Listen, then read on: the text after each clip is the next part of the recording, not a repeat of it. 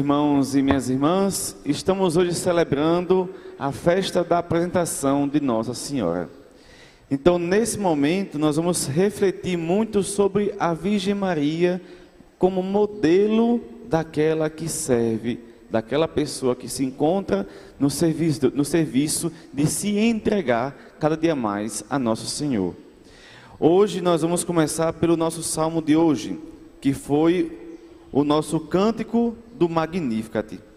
Nesse canto do Magnificat, nós temos uma frase tão interessante: o poderoso fez por mim maravilhas. Quando nós lemos isso, a gente começa a entender que talvez, foi por causa de Maria. Mas lembre, tudo que ocorre através de Maria não é pelos méritos de Maria, é pelos méritos do Filho. Então, tudo que acontece por Maria é pelos méritos do Filho. Então, quando ela fala, o Senhor fez por mim maravilhas, ela está falando que ela se torna a porta por onde passam as graças, que é dada através dos méritos do seu Filho, Jesus Cristo, nosso Senhor. Inclusive, até uns dias desse, o mundo católico se abalou com uma frase de um documento. Aí quem não leu o documento ficou irado, com uma raiva enorme. Aí pergunta: você leu o documento? Não, eu escutei padre fulano, eu escutei o frei fulano, a irmã fulano, enfim, fulano que leu.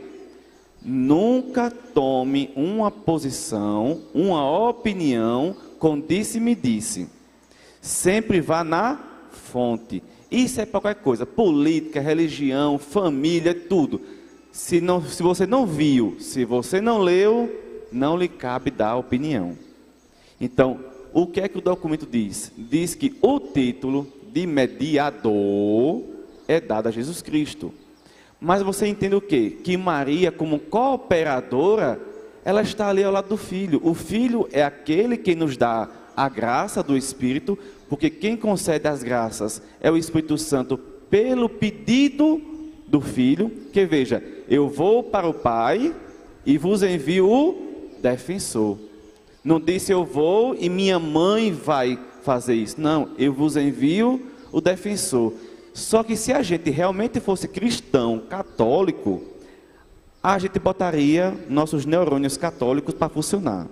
Porque veja, se Maria é a plena da graça, ela não está na cooperação da salvação? Está. O nome, se é como cooperadora, se é mediadora, se é assistente, não muda em nada a ação de Maria, só são palavras. Só são palavras. Por isso que eu digo, a gente enquanto cristão católico perdeu tempo ouvindo o que os outros leram, entenderam, não buscou ler e achou que a igreja tirou Maria do lugar dela. E não tem como. Não tem como tirar Maria do lugar dela. Não tem. A cadeira é dela e pronto.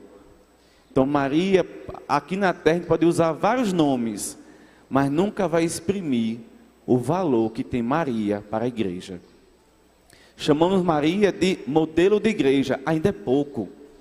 Poderíamos chamar ela de a igreja, mas ainda é pouco. É pouco. Aí a gente, esses dias, criou uma revolta com o coitado do cardeal, dos bispos, do Papa, que leu, que formulou o documento tão pequenininho, mas não procurou entender que um documento da Igreja da Terra não tira Maria do seu lugar no céu, não tira Maria da sua função. É só um modo da igreja expressar como a gente vai explicar para os outros a função de Maria dentro da missão de Jesus Cristo. Então lembre, às vezes a gente defendendo Maria, coloca ela como a quarta pessoa da Trindade, e não é assim. Maria, ela é uma cooperadora da Trindade, porque tudo o que aconteceu na vida de Maria foi pela ação da Trindade. A concepção, a vontade do Pai, pela palavra criadora e a ação do Espírito Santo. Entende? Então, ela é a plena da graça. Então, nenhuma palavra nossa tira Maria da sua missão. Seja o nome de mediadora, seja o nome de cooperadora, de assistente. Maria não perde o lugar dela. Agora, mais uma vez eu peço a vocês, antes de ir contra o magistério da igreja, igual fez Lutero, igual fez outros hereges, não faça mais isso. Primeiro leia os documentos da igreja, se não entendeu, leia junto com alguém para ter uma outra opinião, para daí sim dar opinião. Porque às vezes a gente cria um murmúrio todo e perde a riqueza daquilo que a igreja, na sua santa sabedoria, nos dá como ensinamento. E aí nós podemos nos tornar os futuros luteros, dividindo a igreja em pedaços e pedaços e pedaços. E lembrando, Maria não é a quarta pessoa da Trindade, mas é aquela, como disse, o Senhor por mim fez maravilhas. Ela é a porta, ela é a mãe da graça, porque a graça quem é? Jesus Cristo. Daqui a alguns dias vamos celebrar Nossa Senhora com o título Nossa Senhora das Graças. Por quê? Porque ela é plena do Espírito Santo. É o Espírito Santo que preencheu o seu ser de tanta forma que transbordou de graças. Por isso que por mim o Senhor fez maravilhas. Então lembrando, antes eu ir junto com o magistério da igreja e compreender que Maria tem o seu lugar especialíssimo na história da salvação, do que eu não ir ler, não compreender, nem buscar saber e ir contra o magistério. Lembrando, foi assim que iniciou uma grande caminhada do protestantismo, porque não quiseram andar com a igreja. Entende? Então não sejamos os futuros que vai dividir a igreja por causa de disse-me-disse. Vamos mergulhar. Sabe por quê? Maria nos dá um exemplo muito grande. A minha alma engrandece o Senhor. Só que ela não se exalta. Ela diz o quê? Pois ele viu a pequenez de sua serva.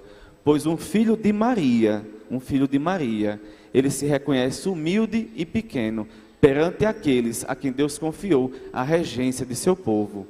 Ela poderia ter se colocado maior que os apóstolos, dizer, eu sou a mãe do Salvador, vocês...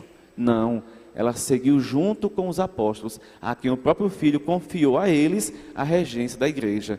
Então nós, enquanto cristãos católicos, filhos da bem-aventurada sempre Virgem Maria, não podemos ir contra ao magistério, devemos tentar entender, porque sabemos que tudo é feito por obrigação do Espírito Santo.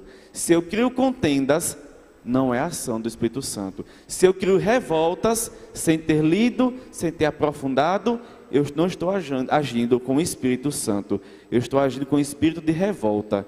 Porque o Espírito Santo não divide e não dispersa. O Espírito Santo, ele através daquilo que é da sua obra, ele congrega. Daquilo que é dom, é unidade.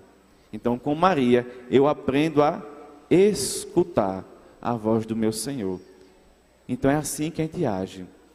E falando em escutar a voz do nosso Senhor, vamos cair agora no Evangelho. No Evangelho, toda vez que a gente lê, mesmo que a gente explique, mas a gente parece que entra aqui, sai aqui. Aí quando chega um evangélico, um irmão protestante fala, olha, Maria teve outros filhos, porque diz na palavra, quando lê, meu Deus, realmente ela teve. Agora, não muda em nada na minha vida. Não muda em nada o amor que eu tenho por Maria. Não muda em nada a história da salvação, se isso realmente tivesse acontecido. Mas veja, como diz hoje, Nosso Senhor está lá pregando. Imagine num lugar fechado, essa multidão aqui para escutar Jesus falando.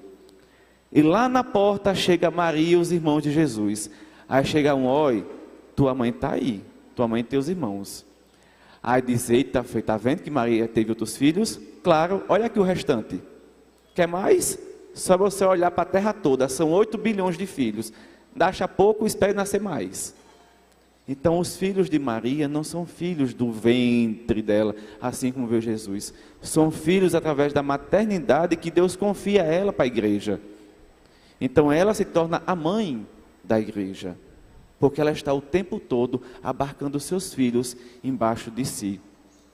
E quando Nosso Senhor fala assim, e quem é minha mãe e quem são meus irmãos? Aí muitos vão dizer, eita, Nosso Senhor desmereceu Maria. Ele só quer levar todo mundo a refletir. Porque Jesus quer que todo mundo entendesse que somos uma só família em Cristo. Então ele vem anunciar essa fraternidade universal. Porque não é só eu dizer, eu sou cristão. Não, eu tenho que ser cristão. Porque a partir disso eu me compreendo como irmãos de todos. De todos mesmo, não só de todos os batizados, de todos os cristãos. No mundo eu tenho no mínimo 8 bilhões de irmãos. Católicos, não católicos, romanos, ortodoxos, libaneses, muçulmanos, judeus, não crentes, enfim. Eu tenho 8 bilhões de irmãos para rezar por eles. Então eu tenho motivo de sobra para continuar em oração. Porque nosso Senhor diz aqui que o que faz nós nos tornarmos irmãos é justamente fazer a vontade do Pai. Porque se eu não quero escutar o Pai, como é que eu vou conviver bem com meus irmãos? Se é através dos meus irmãos que eu escuto e que eu entendo a vontade do nosso Senhor. Como diz o Pai Francisco, depois que o Senhor me deu irmãos, nosso Senhor não revelou mais nada a ele, revelou através dos irmãos aquilo que ele precisava fazer, que era viver o Santo Evangelho. Veja, são os irmãos os portadores da mensagem. E não é só aquele irmãozinho que a gente gosta, que eu abraço de volta, que eu faço um bem de volta. Não, eu sou irmão até daqueles que não gostam de mim e daqueles que também não gostam, eu sou irmão deles também. Eu devo amá-los porque Deus me ama. É nesse mesmo amor que nos une. Então, quando nós observamos o Evangelho de hoje, que diz: a minha mãe e meus irmãos são aqueles que fazem a vontade do meu pai. Esse é meu irmão, minha irmã e minha mãe. Aí eu pergunto a vocês, e faço uma pergunta a mim primeiramente, porque minha boca está mais perto do meu ouvido. Será que nós realmente fazemos a vontade do Pai? Para assim nos sentirmos realmente como irmãos de Jesus Cristo, irmãos dos demais que vivem conosco neste mundo? Será que eu me esforço? Estamos aí, domingo que vem, para encerrar o ano litúrgico, com a festa de Cristo Rei, com a última semana do tempo comum. Daqui para lá, vamos gritar: Rei do Universo, Senhor é Rei. Mas será que realmente eu estou ajudando Ele a construir o reino aqui na terra? Ou estou sendo mais um a atrapalhar? Entende? Porque Nosso Senhor um dia disse o quê?